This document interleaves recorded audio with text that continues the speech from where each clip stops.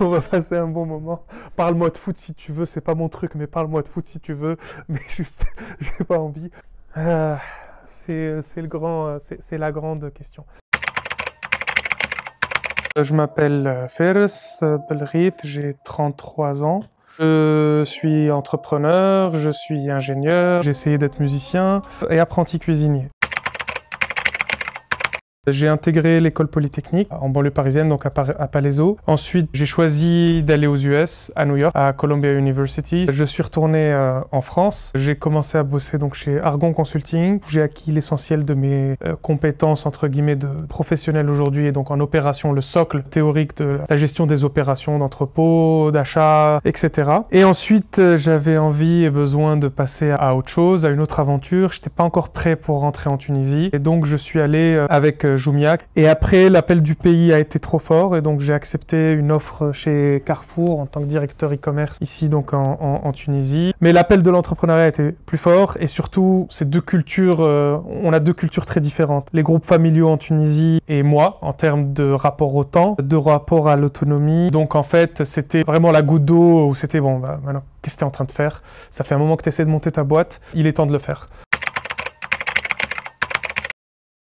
Kamioun, c'est avant tout le attar. Le attar, l'épicier du coin, le hamas, le touebli, etc. C'est ça avant tout. Et faut comprendre qu'aujourd'hui, entre 70 et 85% des achats du quotidien se font via le attar. La plupart des gens achètent chez l'épicier du coin les produits de grande consommation. C'est le plus gros réseau de tout, en fait, en Tunisie. Il y en a 200 000. Ces 200 000-là, aujourd'hui, ils ont peu de moyens pour maîtriser leur supply chain, pour commander. Ils ont 15 à 20 visites par jour de gars qui viennent leur vendre tout, mais de manière très peu structurée. Et donc, ont du mal à faire tourner leur activité, à gérer ça avec de bons outils. Maintenant, imaginez que s'ils pouvaient accéder à tous les produits au bon prix, partout en Tunisie, via quelques clics, qu'une fraction d'entre eux puissent le faire. Du coup, que les industriels puissent accéder à des zones auxquelles ils n'arrivent pas à accéder aujourd'hui, qu'ils puissent avoir des informations, qu'ils peuvent piloter leurs marques pour améliorer leurs produits et dynamiser le marché. Que de nouvelles marques puissent émerger pour pouvoir, finalement, sur ce circuit traditionnel qui continue à être la majorité, pour lui donner encore plus de pouvoir. Ça peut être un outil par la suite de développement, mais c'est illimité. Pour nous, c'est ça la grande idée. Maintenant, en détail, bon, bah voilà, c'est une marketplace qui permet aux industriels de mettre leurs produits dans une plateforme, qui permet ensuite de distribuer aux épiciers les meilleurs prix. On envoie des rapports aux industriels de manière hebdomadaire pour qu'ils aient une visibilité, qu'ils puissent piloter la performance de leur marque, ce qui est un truc transparent, que ça se voit, qu'il a systématiquement accès, que l'épicier ait accès à la promo, qu'il sache ce qu'il est, ce qu'il n'est pas, et que l'industriel puisse piloter sa marque. C'est ça aujourd'hui. Et on prend une commission. Donc sur cette activité-là, c'est comme ça qu'on monétise notre service. Au début, c'était être son propre chef, c'était ça que j'avais en tête, enfin pouvoir faire ce que j'ai en tête, ce que je veux faire. C'est énormément de travail et de responsabilité, ça s'arrête jamais, il faut savoir mettre des limites. C'est très très très prenant, il faut être, je pense, fort, il faut être capable d'être humble et de réaliser que c'est dur. Et en fait, on n'est pas entièrement son propre patron à tous les niveaux. Tout est une école, mais je pense que la plus grosse, clairement de loin, c'est celle qui est en cours maintenant et qui est de monter un business. Une erreur qui s'avère un peu plus complexe à gérer maintenant, c'était le setup juridique de la société au début. Mais je pense qu'une grosse erreur qu'on a faite, c'est de monter la société en Tunisie au début et de pas monter une structure à l'étranger d'abord, puis en créer une filiale en Tunisie. Ça crée, par rapport aux levées de fonds, par rapport à un certain nombre de choses, malgré les énormes avancées comme le Startup Act, ça crée en fait beaucoup de difficultés et des choses qu'il faut maintenant voir comment résoudre et faire face à la bureaucratie tunisienne, c'est pas évident sur ça. On va y arriver, j'espère, mais on regrette surtout qu'on aurait pu le faire en tant que Tunisien à l'étranger. Statut qu'on a gardé un moment, on aurait dû le faire et ça aurait été beaucoup plus simple à réaliser. Si ces Tunisiens vivent à l'étranger ou ont une autre nationalité, qu'ils essayent de monter une structure dehors avant tout, même si toutes leurs opérations, tout leur staff sera en Tunisie. Deuxièmement, postuler au Startup Act parce que c'est quand même cool. De très très très bien s'entourer au début. Et une grosse recommandation que j'aurais, c'est un fondateur solo, Je pense que c'est mort dans un pays comme la Tunisie parce que justement, il n'y a pas un écosystème mature autour sur lequel il faut s'appuyer. Je pense qu'à 2 comme nous, c'est déjà compliqué.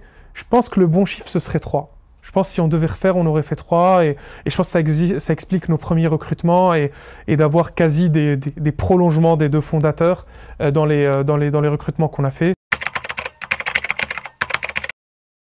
Il y a une confiance du Tunisien dans l'épicier du coin. C'est là qu'on apprenait les différentes nouvelles. Il nous fait crédit. Si vous deviez venir chez moi et que j'y étais pas et que je vous demande, vous alliez rentrer, je laisserai les clés à l'épicier du coin. Encore aujourd'hui.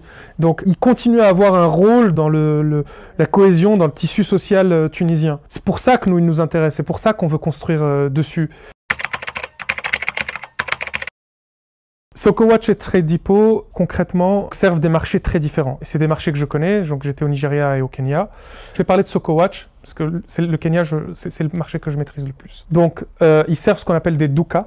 Les doukas, c'est un petit shop. Ceux qu'ils servent aujourd'hui en Tanzanie, au Kenya, etc., ce sont dans les zones un peu moins desservies, qui sont des zones plus pauvres, où finalement, il n'y a pas de logistique qui parvienne là-bas. Ils servent les underserved. Nous, on sert les overserved.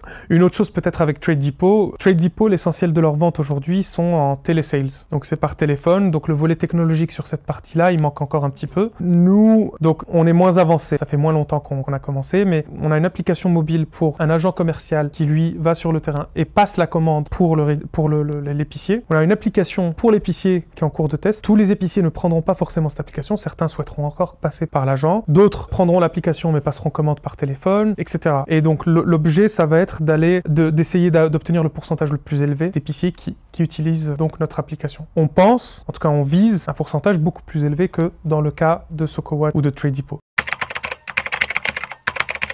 Aujourd'hui, on est quelque part entre 250 et 300 d'épiciers. On aimerait arriver à 1000 d'ici, disons, la fin du premier trimestre 2021. Sur la première vague, l'impact était positif, très positif, parce que finalement, les grandes surfaces ne pouvaient pas opérer au début. Il fallait tout faire donc chez l'épicier du coin et tout le monde s'y était rué et avait fait les espèces d'achats compulsifs. Aujourd'hui, c'est pas le cas. Les couvre-feux sont très dommageables aux épiciers qu'on appelle les hammasa. Donc notamment par exemple en banlieue nord, on opère en banlieue nord. Du coup bof, parce que on ferme tôt. Vous avez des magasins qu'on appelle Twebley. Ils vendent des épices et ils vendent des plus gros formats et notamment ils vendent un petit peu, ils font des marges un peu plus faibles et ils vendent au restaurant. Donc l'impact est quand même grosso modo négatif. À très long terme, d'être vraiment central dans la tech locale, entre guillemets, donc autour de l'épicier, de pouvoir permettre à plein de services de pouvoir se développer autour de cette plateforme qu'on aura construite et de faire ça donc à l'échelle maghrébine. À moyen terme, c'est de pouvoir arriver à être le leader sur cette partie distribution en Tunisie et de pouvoir efficacement intégrer un deuxième marché, ce sera le Maroc ou l'Algérie. Il y a un côté polyvalence qui est important. Je pense que ça c'est important si on veut faire de la tech.